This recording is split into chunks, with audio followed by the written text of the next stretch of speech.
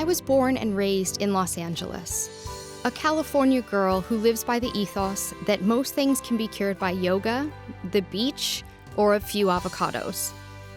I'm being cheeky, clearly, but it speaks to the temperament I grew up around.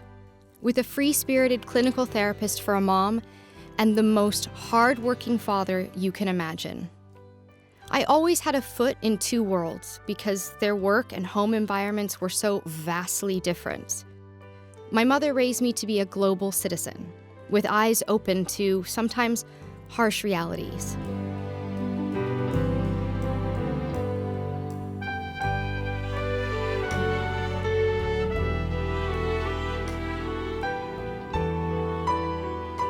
One of the problems with writing a modern-day novel is that history is moving so quickly that you can't keep up with it. I would never have predicted that someone in line to the British throne, a son of the Prince of Wales, a grandson of the Queen, would marry an American divorcee with a black mother. Prince Harry and Meghan Markle are a fairy tale story, and we love them because they are. Yeah, this is a postmodern Cinderella story, that she can go to the ball, she can have it all, the clock can chime 12 o'clock, and she can keep on dancing. I'm sure when Harry first met Meghan, the first thing he thought was, what an incredibly sexy, attractive woman. He was the most eligible bachelor on the planet. He had his pick of any girl he wanted. Theirs was a relatively chance encounter. They didn't know each other. They'd never met before. They were introduced through a mutual friend. And as soon as Harry walked into the room and saw this beautiful vision before him, he realised, first of all, he had to up his game. And then when he listened to her conversation, articulate, intelligent, well-travelled, but also someone who was a humanitarian, he also realised that she was the one for him. But I'm told that very quickly Harry realised that there was something special about this girl. You know, after the first couple of dates. Everything, all the stars were aligned, everything was just perfect. It was this beautiful woman just sort of literally tripped and fell into my life. I fell into her life. You know, he felt confident enough that he invited her to Botswana. Well, that's his spiritual home. He wouldn't just take anyone to Botswana within a few weeks of meeting them.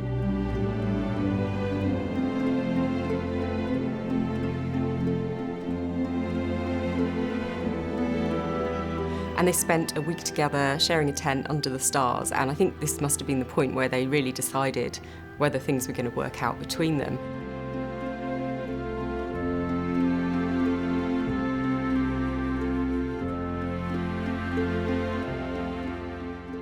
But he did that with Meghan, and, you know, it was under the stars in Botswana, it was all terribly romantic, that I think he really fell in love with her.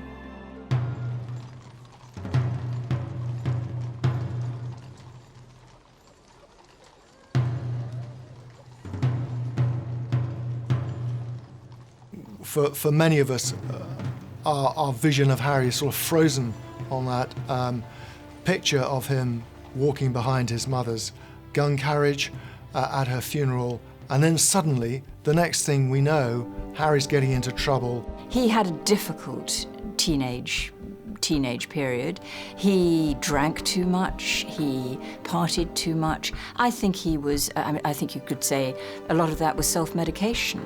He was the one who was falling out of nightclubs, picking fights with paparazzi photographers. He was the one who was taking his swimming trunks off in a Las Vegas suite in the most ridiculous behaviour.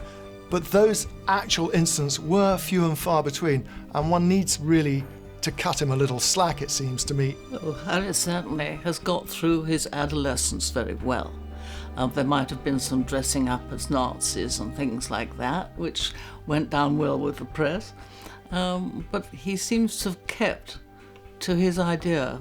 We know that he has broken the rules. People like that about him. I think it makes him more relatable. He has changed and progressed from a wayward young royal to an incredibly impressive young man. I think the making of Prince Harry was without a doubt serving in the army for 10 years.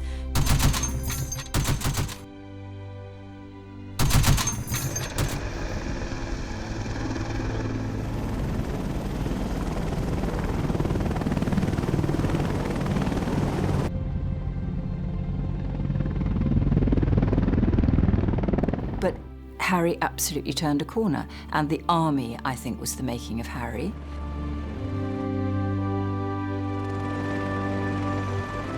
The guys who are doing the same job as us are being shot at on the ground, and I don't think there's anything wrong with us being shot at as well. And yeah, people back home will have issues with that, but we're not special. The guys out there are, simple as that. Mixing with other servicemen is always an education. They come from all sorts of different backgrounds. They certainly did in Afghanistan. And it wasn't, the old stiff upper lip. And it was more real danger and sympathy for the people there, too. Soldiering was very important to Harry. He joined the army. It was a childhood dream of his to be a soldier. And he was a damn good officer from all the evidence. The making of Prince Harry was, without a doubt, serving in the army for 10 years, going to Afghanistan to serve 2 tours of duty, fighting on the front line for Queen and country, and not just fighting on the front line, but coming back and doing everything he possibly could to change the lives of the servicemen and women who had fought on the front line, lost limbs, suffered post-traumatic stress disorder, came back to a life that was not the life they'd left. Harry came and shone the spotlight on them, and I think the Invictus Games was the making of Prince Harry, and Afghanistan too. But I wanted to bring this inspirational event to a broader and more international audience, to increase the opportunity for others to participate, and to inspire many more who have suffered life-changing injuries, either by taking part in the Games or simply by watching it at home. So from insecure little boy who looked as though it all might go wrong, I think it's come spectacularly right. The army will always be an important part of his life because of his interest in veterans' affairs. But it is probably, until he met Meghan, the most significant development in his life so far. You feel like his journey is complete. You feel now that as he marries Meghan Markle, that sort of final piece of his jigsaw has fitted into place.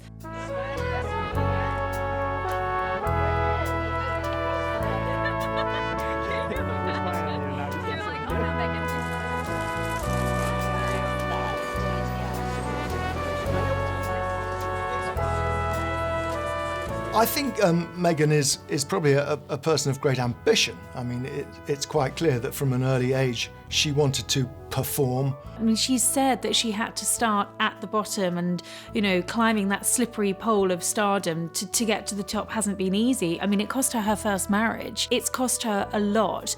I think she was hardwired from birth to give back, to be an activist, to put herself out there.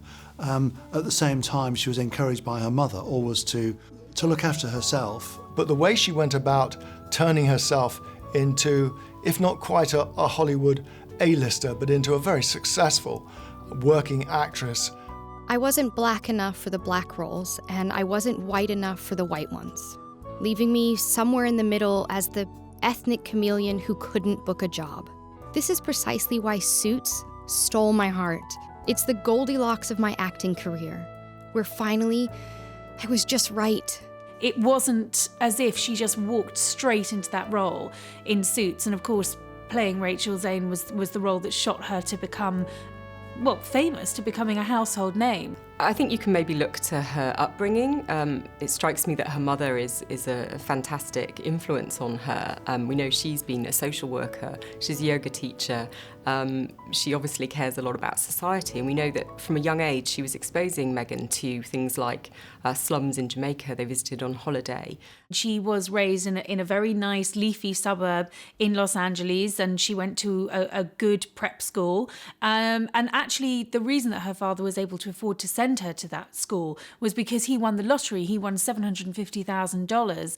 She was taught by her father the virtues of hard work. He would work 80, 90 hours a week as a lighting director. So this combination, and also the fact that she always felt something of an outsider, because she never really at school joined in with, say, the African American group or the white girls, and people were kind of shocked when they saw her mother, who's African American. They thought she was Italian. She's lived in a world where people have made racist remarks, not knowing that she's actually biracial. And I think growing up, her mother, Doria, was very determined, I think, that Meghan grew up aware that she grew up in quite a privileged background, but there were others that were less lucky than she was. So she's had to learn from quite an early age not only to be diplomatic with her parents, who split up when she was just 2, but be diplomatic with the outside world. She's learned to bend, she's learned to be fluid, she's learned to see the other point of view. That is what I grew up seeing. So that is what I grew up being. A young adult with a social conscience to do what I could and to, at the very least, speak up when I knew something was wrong. Young people view the royal family, like everything else, very differently to their parents. And the fact that this figure, Meghan Markle, is a divorcee, is from a mixed race background, is an actress, is attractive to them. It makes them feel that the monarchy is not somehow up on a remote pedestal. It's not something that their grandparents like and get excited about. It's something for them. I think that when you've got an American who's argued for gender equality, but also is accepted by the royal family, that shows to me that Britain is changing as a nation and that the royal family is reflecting that change. The Queen has gone further than any of her predecessors in sort of coming off her gilded throne and mixing with people and thinking ahead of what will please people. We are seeing a transition. As slow as it is happening. So I think the monarchy has reached a point where it absolutely knows it needs to modernise. It knows it needs to move forward. It knows it needs to do that in order to stay relevant. And at the helm of that movement are the young royals, because they are the ones that people can connect with. Prince William, Prince Harry and the Duchess of Cambridge are really reaching out to people. They go and they meet all sorts of people and they're very open. And I think that that's the future of the monarchy, really.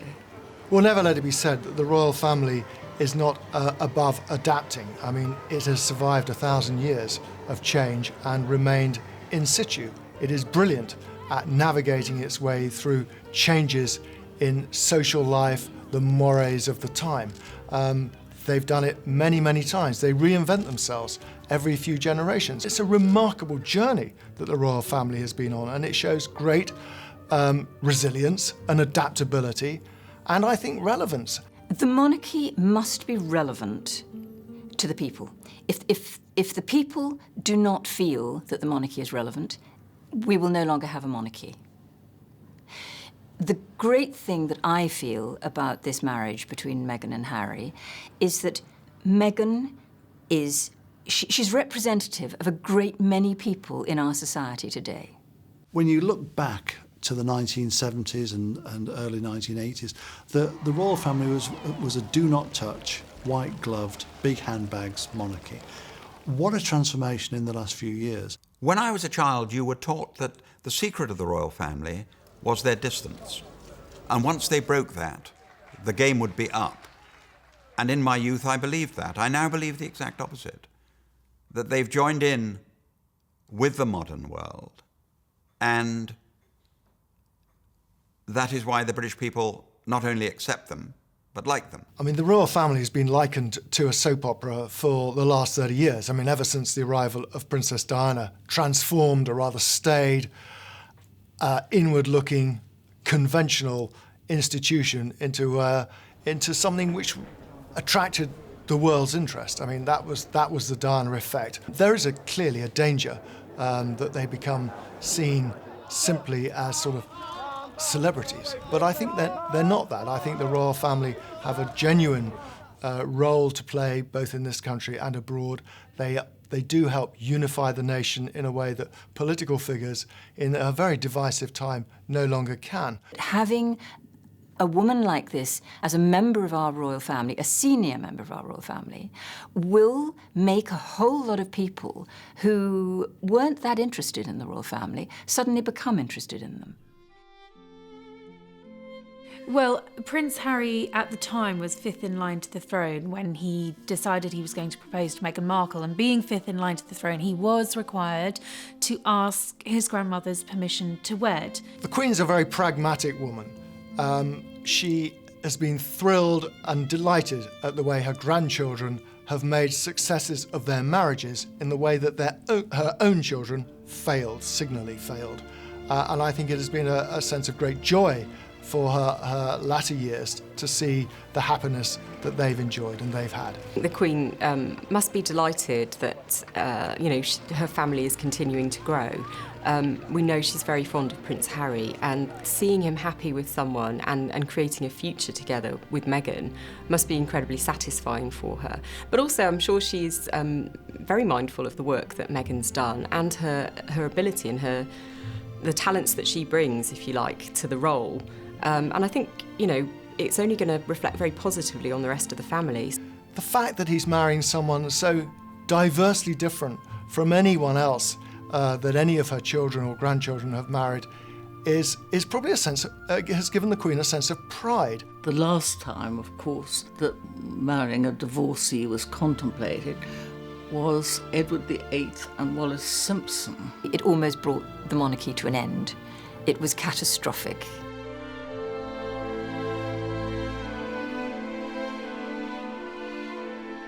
Compare it to Edward VIII, the king who abdicated his throne so that he could marry a 2 times divorced woman, Wallis Simpson, another American, and you can see the huge transition, the transformation in the monarchy, mainly in this Queen's reign.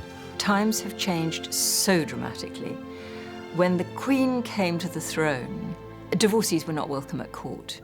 Now 3 of her 4 children are divorced. Her heir, Prince Charles, is a divorcee who is married to a divorcee. A lot was made of the fact that Meghan was dual heritage. I don't think that was an issue for the Queen. And that she was an American actress. Well, if anything was going to raise eyebrows, I think it was probably that, because Meghan had clearly had quite a colourful life up until this point. She'd had 10 years in show business, but there didn't appear to be any skeletons in her closet. I think Diana would have been thrilled by Meghan. I think she would have loved her glamour. She would have liked the work she's been doing on the charitable front. But most of all, she'd have adored the fact that she makes her younger son so very, very happy. She would have seen in Meghan something of herself in the fact that she's lived to give back, that she has a sense of the wider world and helping people who have got fewer advantages than herself. So she would have been thrilled too to see that Harry is no longer wild Harry, but mature Harry.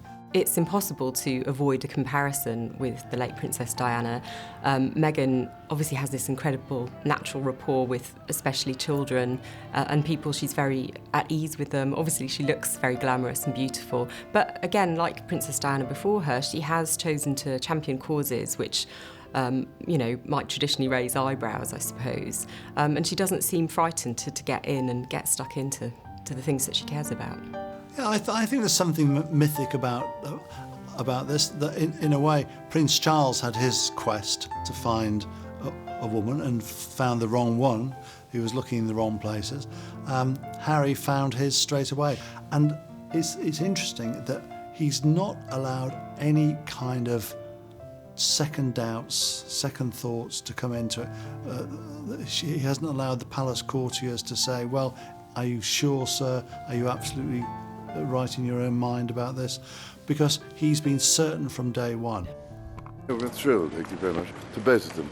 So I hope they'll be very happy indeed, is all I can say. Prince Charles is very happy for Harry. In fact, I've heard that Clarence House are delighted with the match, and I think he, has done a fantastic job in bringing his sons up as a sole parent for a very long time. And for any parent, it's a wonderful moment when you know that your child has found the person they want to spend the rest of their life with. But I think that Charles is very proud of Harry, and I think they have quite a lot in common, the two of them. We tend to look at Harry and think, oh, he's so like his mother.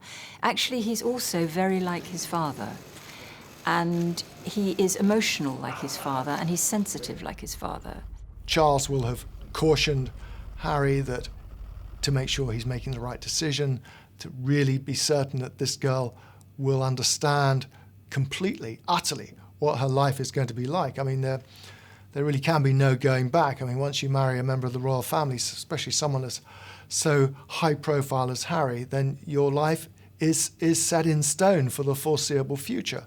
It's been a quick courtship by royal standards, but I think you have to remember that had Prince Charles married the woman he first fell in love with, he would have married Camilla Parker Bowles. So I think if anyone's going to tell Harry, marry for love, don't make the mistakes I made, it's going to be Charles.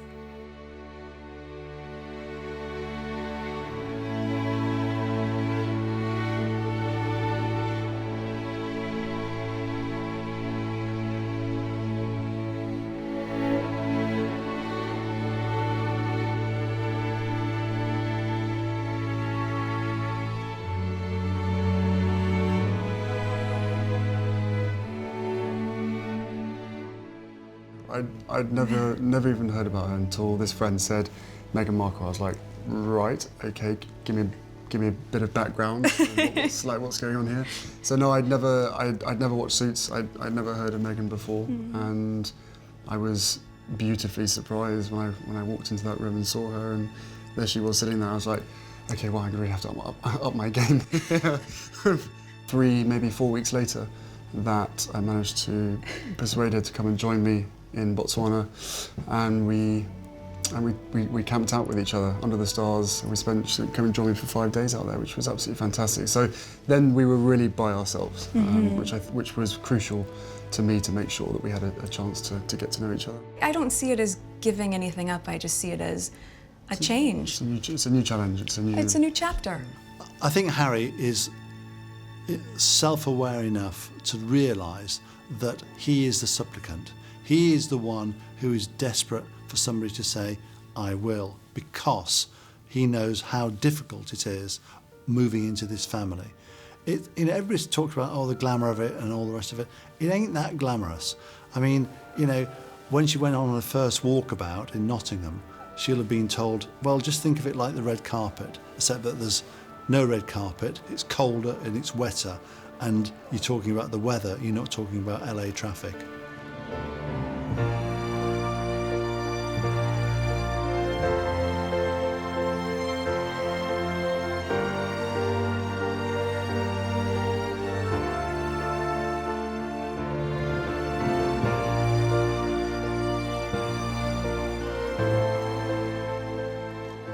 Make no mistake about it, Meghan's going to find it tough. Every new arrival into the royal family has found it tough. Obviously, most notably Diana, but also Fergie, Sophie Rhys-Jones. None of them found it particularly easy for all kinds of different reasons. She's given up her home. She's given up her career. She's given up everything, really, to move to the UK, to become a member of the royal family. She's given up her private life, which is just a huge thing for anyone to have to do. So you don't do that without really knowing that this is the real deal. And I think she very much feels that about Harry. Kensington Palace, quite frankly, yes, it's a village, but it can also feel a bit like a prison. And Diana certainly felt it was like an open prison. And she will find it difficult just, getting out and about. She's not going to be able to just switch off. She doesn't just get to walk around the streets anymore as a private individual. The difficulties for her is that she's had a successful career. She's been able to get on a plane and go to Cuba and go snorkeling in the Caribbean and go to Africa on a humanitarian mission at the drop of a hat. And she's not had to answer to anybody. She was representing major Canadian brands and major Canadian charities when she met Harry. So she's given up an awful lot. Simple things like finding a decent avocado, the first thing that strikes you when you hear Meghan speak is how articulate and intelligent she is, and how, at ease she is speaking publicly. And this is something that she's done for a long time, way before meeting Prince Harry. We know that she has been a keen supporter of female empowerment and gender equality. When she was just 11 years old, she wrote to a US advertising company to complain that they were saying, women across America are fighting greasy dishes, and she couldn't understand why it didn't refer to men as well. And a few weeks went by, and to my surprise, I received letters of encouragement from Hillary Clinton, from Linda Ellerbee, and from Gloria Allred. It was amazing. And it was roughly a month later when the soap manufacturer, Procter & Gamble, changed the commercial for their Ivory Clear dishwashing liquid. They changed it from "Women all over America are fighting greasy pots and pans" to "People all over America." And this is something that she's followed throughout her childhood and her early adulthood. I mean, that is just very indicative of a clearly very intelligent young woman, a very driven young woman. From quite an early age, she was a girl that you could say had a moral compass. That is to say, she knew what was right and what was wrong. And her mother, Doria, was very instrumental in that. And even at schools, she would, for example, organise demonstrations against the Gulf War. She would write letters to companies complaining about their sexist advertising. So way before she became a public figure, she was an activist. And she actually went on to become an advocate for women at the UN. And I think when you see her talking about issues like this that are very close to her heart, you get a real sense of the passion and the determination she has to see change in the world.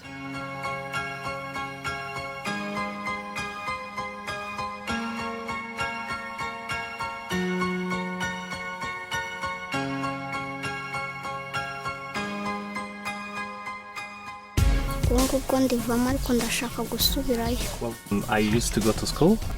My desire is to go back, but right now I dropped out. Fetching water from a far distance, she gets to school late, and the other thing, getting sick regularly because of the water infections. I'm so sorry. Yeah.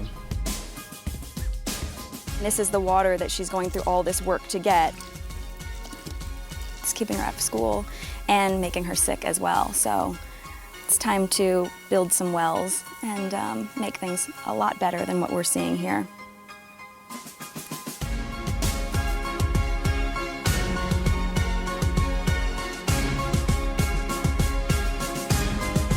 It feels really cool to be a part of this part of the process. It's really hands-on and being part of this clean water being here for everyone. It feels really nice. There are 12 different water points in this community now. This one was just built last year. It gives water to 136 different households. The ease in which they're able to get water for health and wellness. These girls are able to stay in school because they aren't walking hours a day to go and get water. And this clean water source has changed the entire community. So it's really cool to see. I think it's very interesting that Meghan has chosen some quite challenging subjects to champion. She's particularly homed in on sanitation and kind of things that, don't arise for your average Hollywood actress and indeed for a member of the royal family. So we've got her going out with World Vision to Rwanda and looking at the problem of lack of sanitation and how it impacts on young children who, forced to walk for miles and miles. I think when it comes to charity, Prince Harry knows all about it. It started when he was a babe in arms, when he watched his mother do those remarkable things that she did as a young woman before her death. And he found in Meghan someone, I think, remarkably like Diana. Well, I do know that one of the things that bonded Meghan and Harry during those early dates was her genuine passion for philanthropy and humanitarian causes. Meghan has spent a lot of her teenage and adult years fighting for women's rights and for women all over the world. She's very committed to empowering women and young girls around the globe. Luama Stefanos is from Eritrea, and just 4 years ago, she literally ran to get her freedom with bullets flying towards her. She was a slave. She is now working on a grassroots organization to try to free people who are still slaves in Eritrea. I mean, I think this is one of those moments in life where you have that are so inspiring. She's incredibly brave and strong. She has spoken at the United Nations against the leaders in her country who are still enslaving people. So it's funny, I feel very emotional about it because it's just so humbling, and she's just so incredible. So this is Luama Stefanos. She wrote a really articulate piece in Time magazine, and in doing so, I think she's made most of us aware of something that we wouldn't otherwise be aware of, and that's what Harry loves about her. I traveled to Delhi and Mumbai with World Vision to meet girls and women directly impacted by the stigmatization of menstrual health and to learn how it hinders girls' education. 113 million adolescent girls between the ages of 12 and 14 in India alone are at risk of dropping out of school because of the stigma surrounding menstrual health. During my time in the field, many girls shared that they feel embarrassed to go to school during their periods. Ill-equipped with rags instead of pads, unable to participate in sports, and without bathrooms available to care for themselves, they often opt to drop out of school entirely.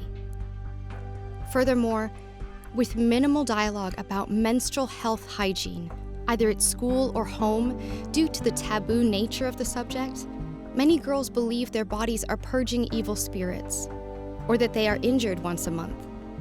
This is a shame-filled reality they quietly endure.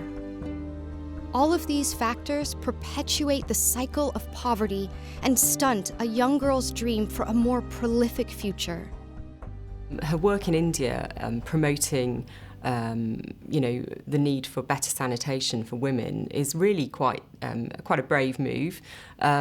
She has highlighted the fact that young girls in India quite often drop out of school. I think it's nearly a quarter. The struggle of young women who can't get educated because they don't have access to the right sanitary products when they're menstruating. I mean, tough, gritty issues that she's taken on. And, this is not it's not your typical royal charitable topic. It's not something that people perhaps would throw into conversation. She's not doing this because she thinks it's a trendy thing to be doing that's going to curry favour and get her fans. She's doing it because she's absolutely passionate about it. So her courage with some of her charities in particular, in India, where she's supporting charities and supporting ideas for women that would never have been discussed on the radio, television, or in a national newspaper 20 years ago.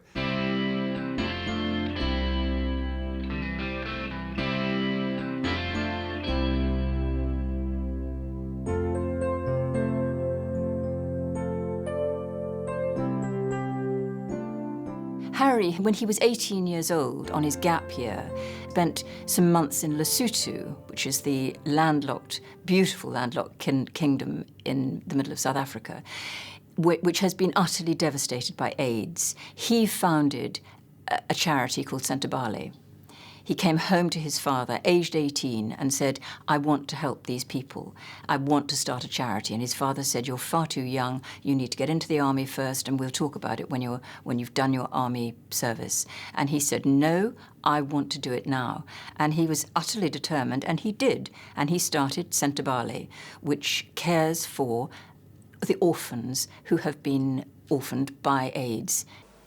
This is a topic that has drifted from the headlines, but remains an urgent challenge. In southern Africa, the epidemic remains the biggest killer of adolescents. Here in the UK, more people have the virus than ever before. What we know is that HIV is a virus that thrives off silence and feeds on stigma. I think we'll see Meghan heavily involved with Centre Ballet in the future. It's something that Harry is hugely passionate about, and he still has a connection with many of the children helped by his charity. One in particular is a boy called Mutsu, who he first met as a 4-year-old, and was one of the children who inspired him to set this charity up in memory of his mother, Princess Diana. Because he felt a connection with these children who are AIDS orphans. They had that shared sense of loss, which he felt moved by and wanted to do something about. And he's gone back, so many times over the years. And I was lucky enough to see him reunited with Mutsu a couple of years ago at the opening of the Mamahato Centre in Lesotho. And it was a really beautiful moment. And I'd love to see him introducing Mutsu to Meghan at some point as well. There's a real sort of sense of commitment from Prince Harry. When he cares about something, he will go back and back and back. And I'm sure he's desperate to share this with Meghan. I haven't got my polo boots. You're an idiot. Polo boots at my car. Get this on camera. You forgot your boots. Oh my God. William and Harry have been the best of friends all their lives. They are as close as brothers can be. Largely, I suspect, because of the difficulties in their childhood, they clung to one another. They are two very different people. William is a very measured, careful, controlling sort of man.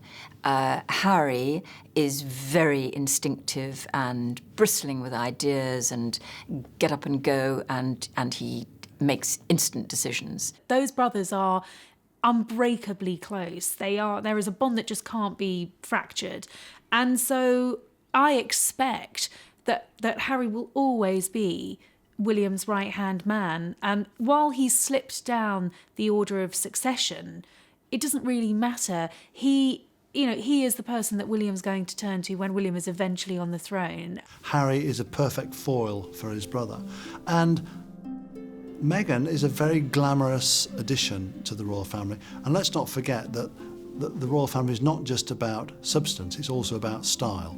And she really brings a kind of Hollywood gloss, a Hollywood glamour to the royal family, in the same way as Grace Kelly did with the Monegasque royal family in the 1950s. Well, the last American actress to marry a European royal was Grace Kelly from Philadelphia, who was a famous queen of Hollywood in her time. And so it was very unlikely that somehow she'd end up Princess of Monaco, but she did in a very glamorous wedding to Prince Rainier. Of course, when Kate married in, she brought this stardust, that we hadn't seen since the days of Diana, into the royal family. We wanted to know who she was wearing, which designers, which shoes, who'd done her makeup, who'd done her nails. There was suddenly a whole new dimension to covering the young royals, and that was the royal trio. Well, now 3 is about to become 4. I think it's going to be very interesting to see how the Fab Four, if you like, work together in future. For a long time, Harry was almost like the third wheel to William and Kate's duo, and although they've done hugely important work together as a royal foundation, it will mean a lot to him to have someone by his side to support him in his own work, but also someone who can develop their own branch of charitable work under the Royal Foundation's umbrella. We are fully aware that with any institution, longevity comes with adapting to the ever-changing times. For that reason, my brother and I began the Royal Foundation to bolster the work our family has long contributed to, and to add to it with a progressive approach, by listening to the people on the ground, engaging with grassroots leadership, and creating programming that is built on localized knowledge and gained trust to have the highest impact. I think what's interesting is I hear a lot of people saying, when speaking about girls' empowerment, finding and knowing their worth, or women's empowerment as well, you'll often hear people say, well, you're helping women find their voices. And I fundamentally disagree with that, because women don't need to find a voice. They have a voice, they need to feel empowered to use it, and people need to be encouraged to listen. Seeing the 4 of them operating together recently and talking about their ambitions for the future was really inspiring. And you got a sense that they really get on very well together. There was a lot of humour. When William married Kate, I think the relationship inevitably changed slightly, as sibling relationships always do when a third person comes into it. The arrival of Meghan is going to sort of continue the circle, or complete the circle, if you like, because for the last 6 or 7 years, Harry has been the third person alongside Kate and William.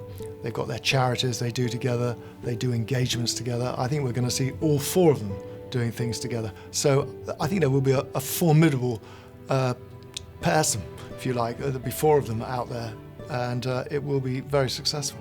But I do think there's a danger that Harry and Meghan could overshadow William and Kate.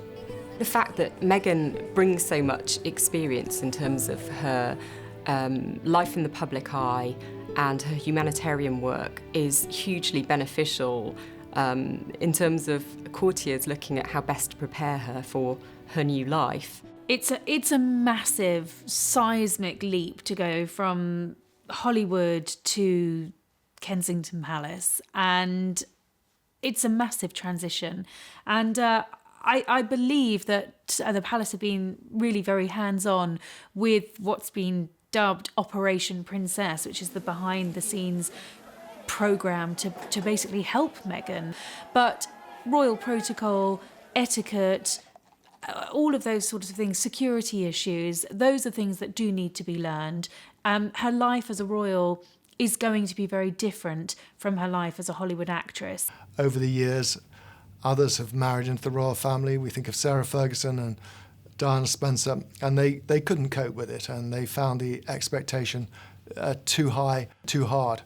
Meghan is that much older, much more confident and more experienced, and I think that gives her a very good chance of making a good shot at this. Harry's last 2 big affairs, his 2 big relationships with Chelsea Davy and with Cressida Bonas, did not last the distance, quite simply because those girls didn't want the life that came with being a princess.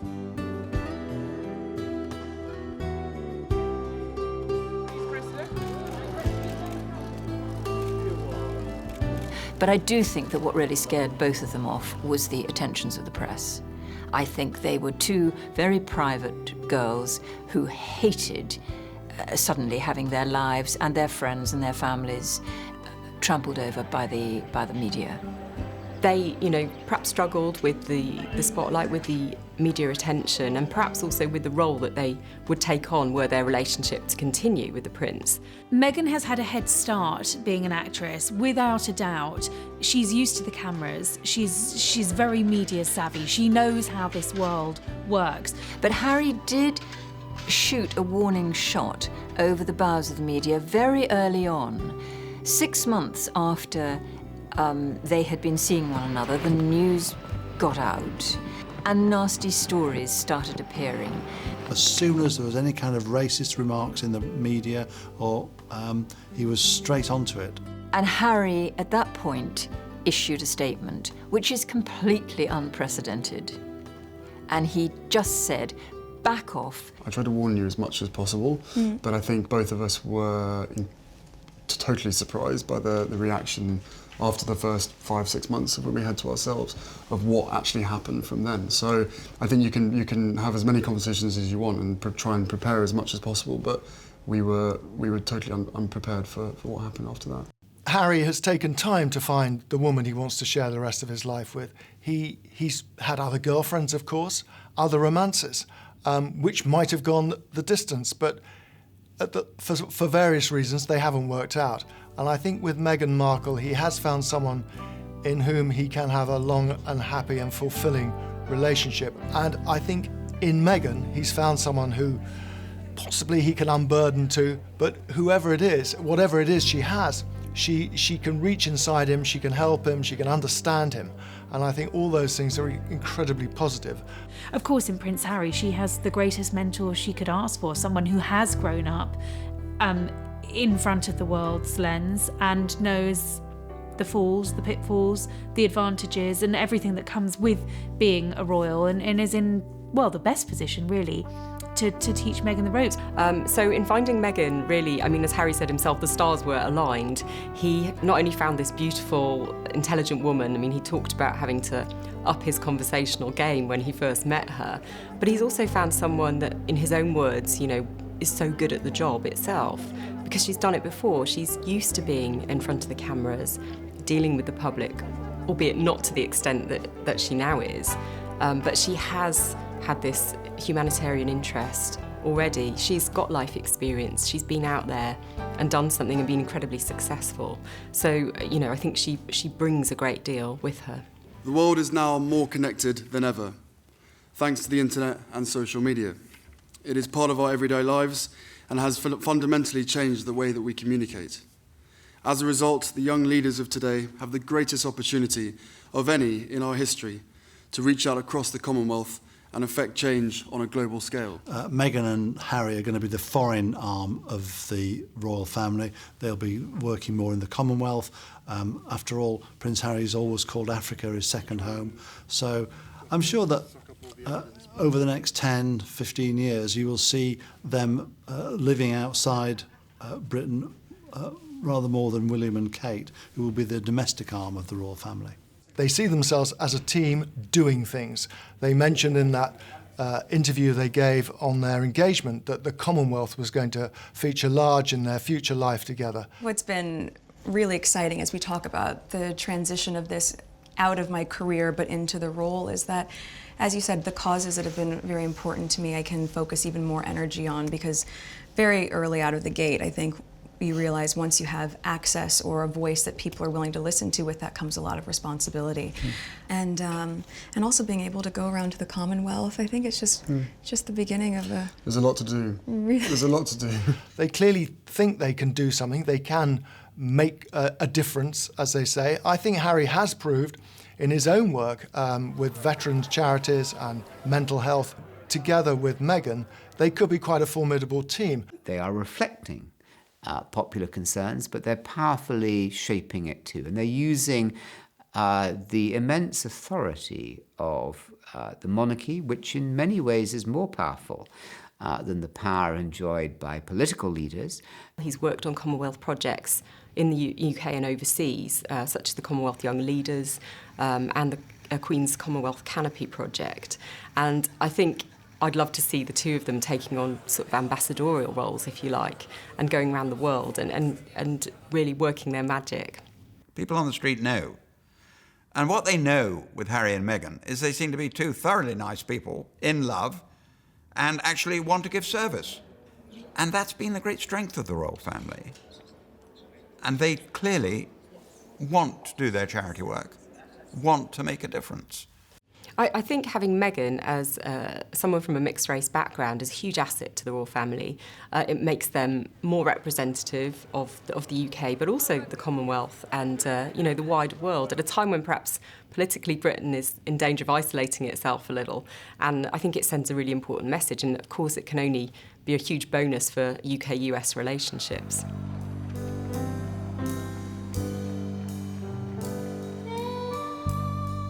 She's going to be 37 very shortly. The time is ticking. Harry's made it perfectly clear he wants children, so has she. And, I would predict that, by the time she's 40, she's had a couple of kids. We'd all love to see him with children of his own, and I think it will happen sooner than later. I think the fact that she's 2 or 3 years older than him, and the fact that she's had a life, she understands a lot more about life than Harry does. She's lived way outside the goldfish bowl of royalty. And you do feel and believe that there's something about their love for each other which is sparked by their mutual concern for the least advantaged. She's not some shy, retiring princess. She's articulate, she knows her own mind, and I think she'll bring a lot of refreshing change and continuity to the royal family. But what I do think that Harry's marriage to Meghan will do is bring a whole lot of people who have not necessarily felt the monarchy was so relevant for them. It will bring them into the fold. She's a strong woman, and I'm sure she'll find her way. They really seem to bounce off each other and have fun together, but they recognise their power as a couple, is going to amplify things in a way that even as individuals with great star power they couldn't. And finally, they are blissfully, honestly, head over heels in love. I mean, you can't fake that sort of chemistry. They're clearly besotted with each other. You know, when you watch them on engagements, they can't keep their hands off each other. With Meghan Markle, it seems he's picked an equal, someone who can stand shoulder to shoulder with him. They've caught the time, and they've caught it appropriately for them. That, I think, is a bit of luck. We got lucky with Prince Harry and Meghan. We got lucky, and we should take advantage of it. Are they ahead of the public? No, they're with the public. I mean, quite frankly, a Hollywood scriptwriter couldn't have made this script any better. With fame comes opportunity, but it also includes responsibility.